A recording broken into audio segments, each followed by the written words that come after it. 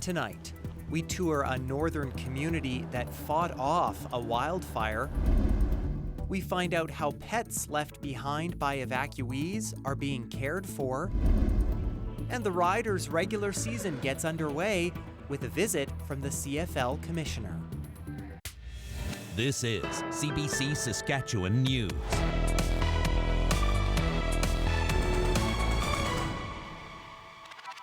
It is Thursday, June 5th, and the CBC Saskatchewan News starts right now.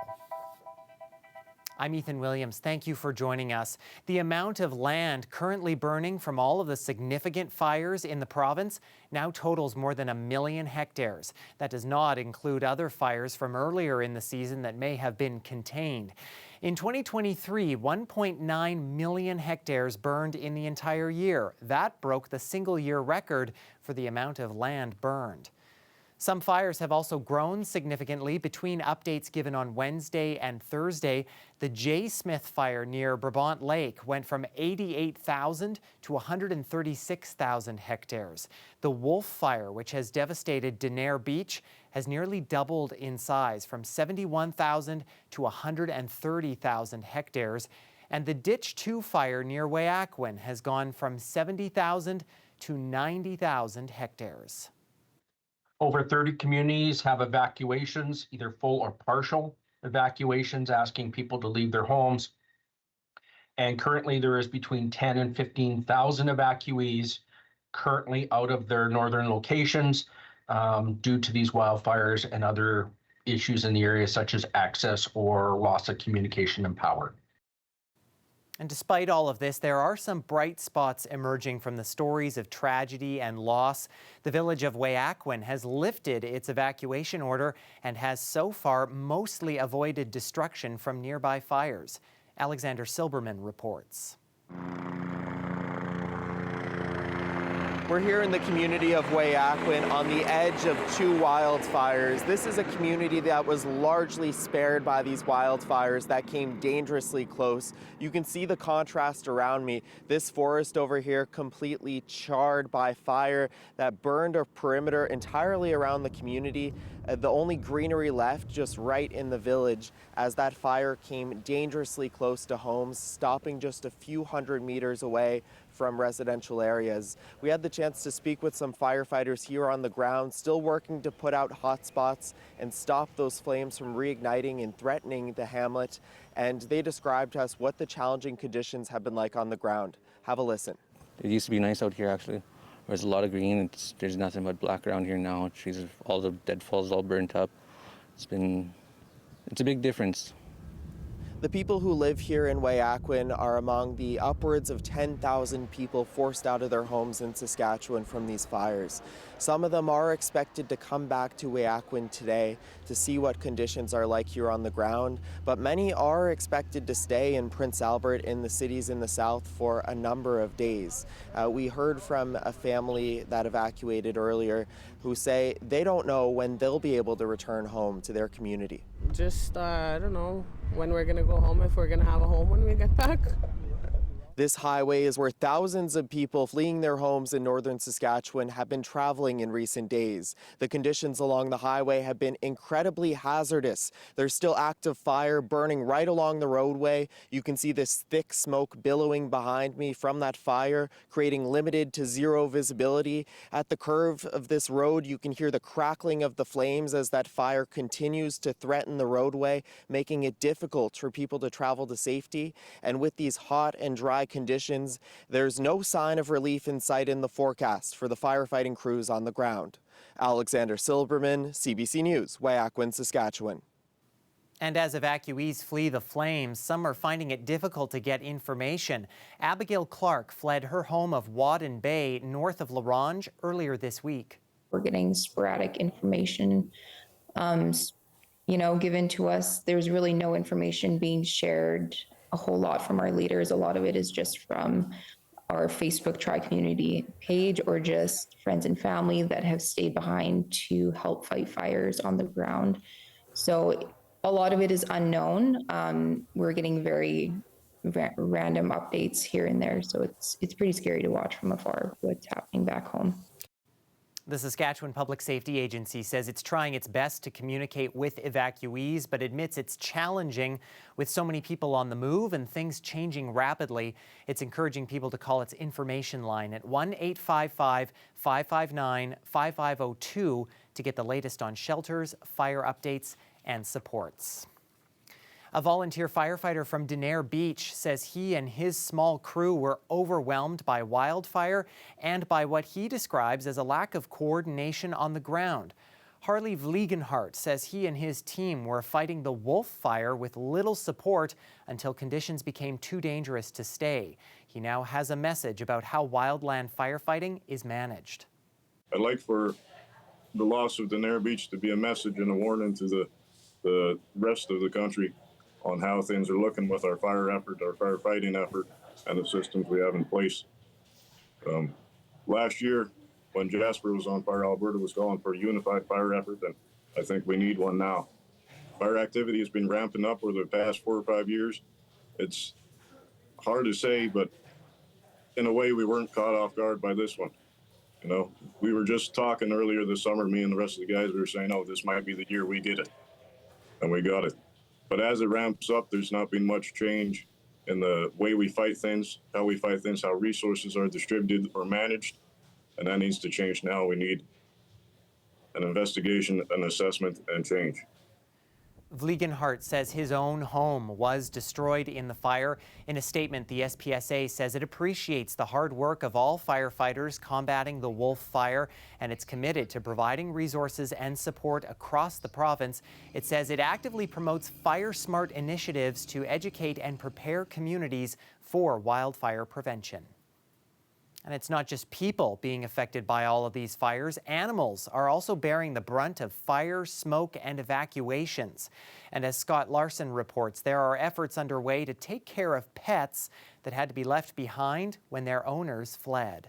As thousands of people fled the northern community of La Ronge and area, some had to leave their pets behind.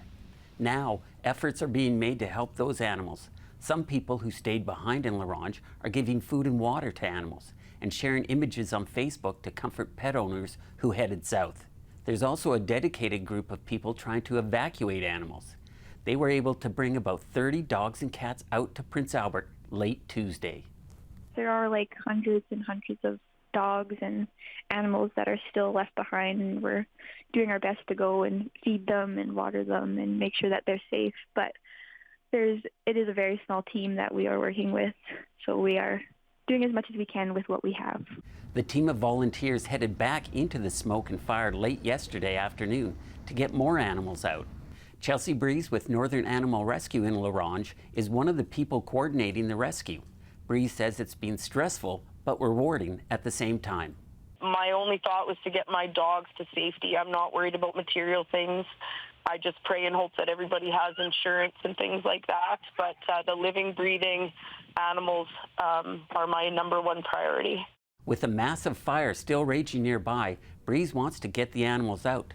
She says they now have access to a transport truck to rescue even more. They are also going to pitch in on the effort to give food and water to any pets they can find. If you're able to offer shelter, whether it be permanent or just temporary, until we can reunite animals with their family, we're looking for that. We are feeding a large number of dogs in northern Saskatchewan, so we are looking for either hard good food donations, and we also do have a shortage of kennels. There are no official figures for the number of animals that need evacuation, but according to the latest briefing from the Saskatchewan Public Safety Agency, an estimated 10,000 to 15,000 people from 34 communities have been displaced due to wildfire. Scott Larson, CBC News, Saskatoon. The province is committing $7 million, which will go toward addictions treatment in Saskatoon. It's funding 17 adult addictions treatment spaces here at the Carter House, a family treatment center. The center offers a family-based approach to addictions treatment.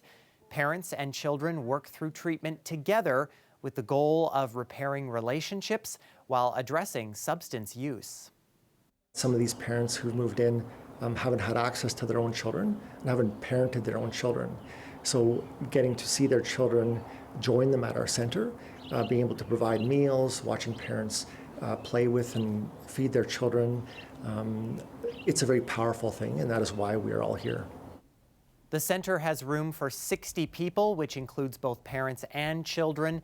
This is all part of the government's promise to open 500 new addictions treatment spaces across the province. This addition brings that number up to 281 spaces. Well, a nice peaceful scene to leave you with as we go to break. Some ducks enjoying the waters of the South Saskatchewan River in Saskatoon. We've at least had some nice weather to get out and about in Saskatoon, and the forecast shows there will likely be more of that ahead. Weather specialist Helena Mahalik has the details when we come back.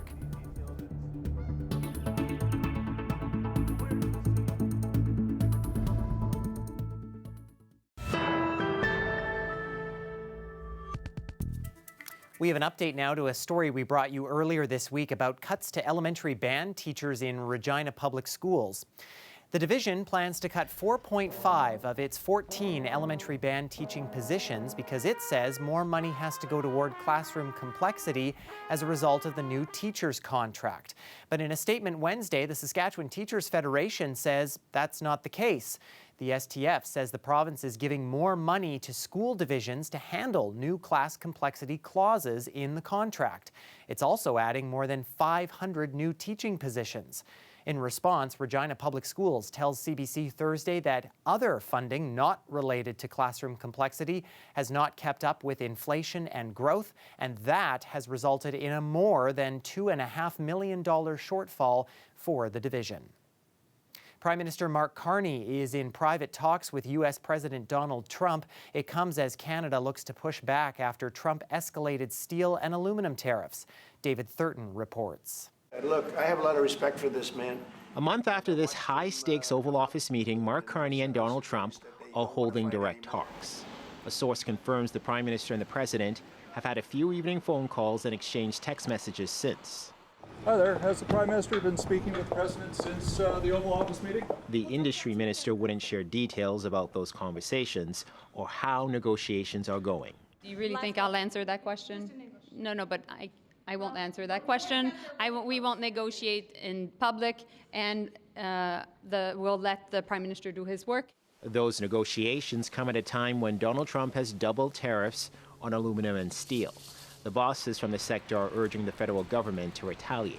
I had a meeting with all the major CEOs of the steel sector and also with the labor representatives. We're in solution mode. Our goal is to make sure that we are there to support the sector. But the opposition says the government is letting steel and border towns down. Facing enormous business and job losses, the very Prime Minister who promised to be elbows up is now allowing trade at the new Gordie Howe Bridge to collapse. We entirely share our colleagues' view that the tariffs imposed not only on steel and aluminum at a ridiculously punitive rate of 50%. It's not clear what the government will do if negotiations with Washington fail. Let's just all hope they get a deal, but if they don't, we have to come out guns a-blazing. The Ontario Premier is willing to give negotiations more time, but only so much. And if that deal does not happen in the next few days, then we have to slap another 25% tariff on top of the existing 25% tariff on our aluminum and steel. With the G7 summit set for later this month, sources tell CBC and Radio Canada that there could be some sort of Canada-U.S. trade deal by the time Carney and Trump meet at the Leaders Summit. In Alberta, David Thurton, CBC News, Ottawa. The fire in western Manitoba near Flin Flon has grown exponentially in the past week. It's now several times the size of the city of Winnipeg. Riley Lachuk explains how the fire got so big. At the beginning of May, the province looked like this. Although there are those small yellow stars that indicate a heat source, there was no significant fire activity at the start of May. As the month progressed, though, the weather in the province was warmer than usual and it stayed quite dry. And you can see that those conditions caused those hot spots to increase. Those red spaces you're seeing, that shows the perimeter of the fire that is already burning. I want you to keep your eyes on 3 particular areas of this map. Keep looking at the communities of Sheridan, Flin Flon, and Pucketawakan. Now let's stop here on May 28th. Let's go in closer. We can see the 3 fires in each community clearly burning now, and those fires continue to grow and grow, forcing nearby communities to evacuate. And now the fires near Sheridan and Flin Flon have merged with a third in Saskatchewan, creating one massive fire. All 4 so far burning an area almost 9 times the size of the city of Winnipeg. Riley Lachuk, CBC News, Winnipeg.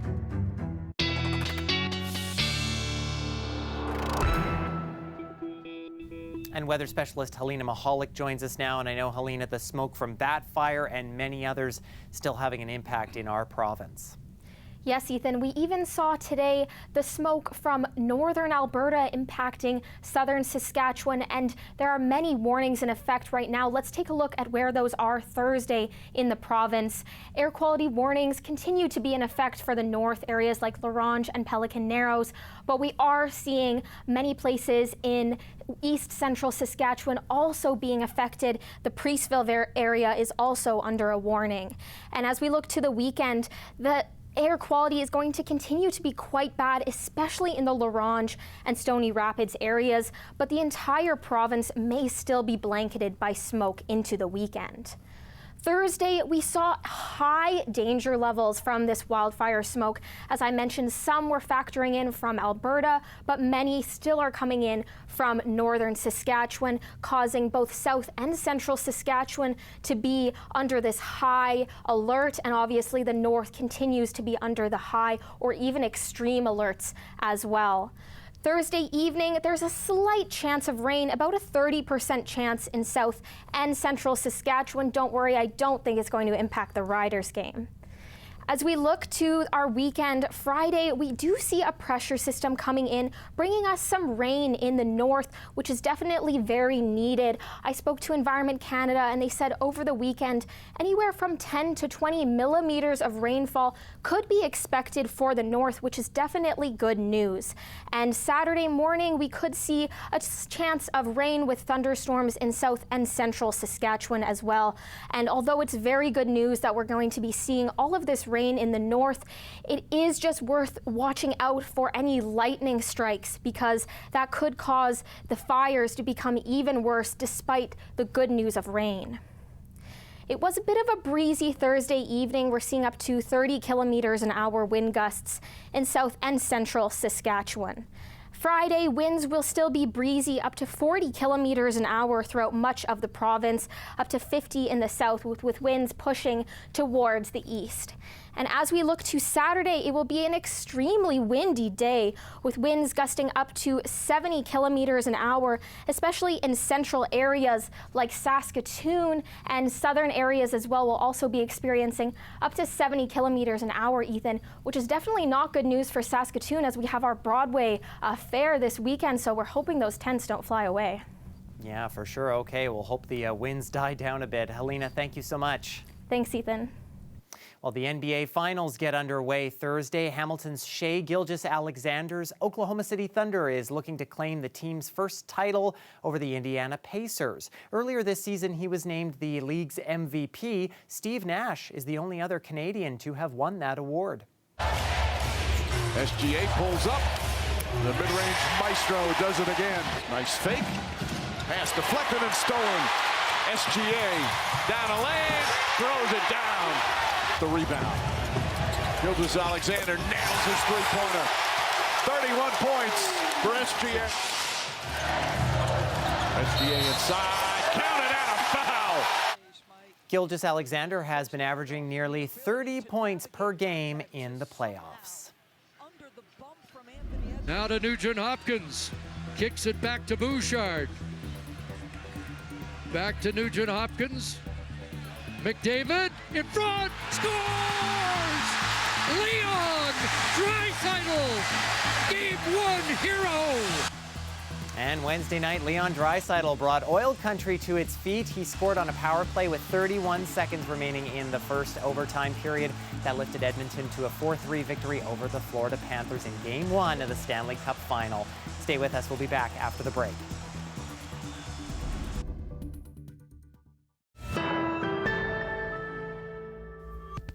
The kickoff to the Riders' regular season has arrived, and with it comes a new CFL Commissioner. Stuart Johnston stopped by Mosaic Stadium Thursday. Here's a bit of what he had to say. What I see here in this province in particular is one of the best flag football programs in the world. And I think that flag football is a way to introduce young people, introduce new Canadians to the game.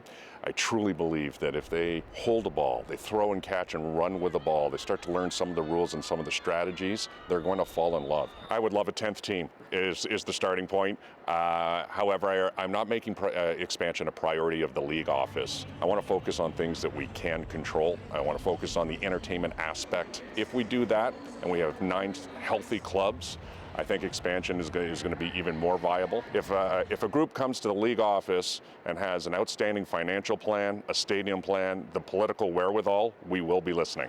We are a sport that is played in Canada and made in Canada. You're going to see me talk an awful lot about 9 markets in Canada. The Canadians that are playing and starring in our league, the employment that we offer Canadians throughout this country. It's hugely important.